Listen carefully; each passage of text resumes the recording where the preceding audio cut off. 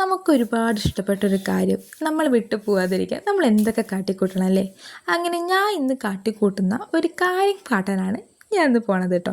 അതിനെനിക്ക് ആദ്യം വേണ്ടത് കുറച്ച് നൂലാണ് കേട്ടോ.